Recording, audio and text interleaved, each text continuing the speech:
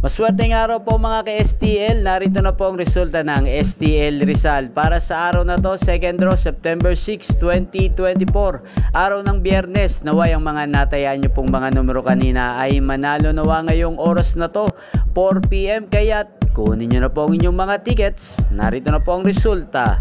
Para po sa STL Rizal, second draw result, ang mga numerong nanalo 19 at 22 in exact order sa lahat po ng tumaya kanina ng 19 at 22. Congrats po sa inyo.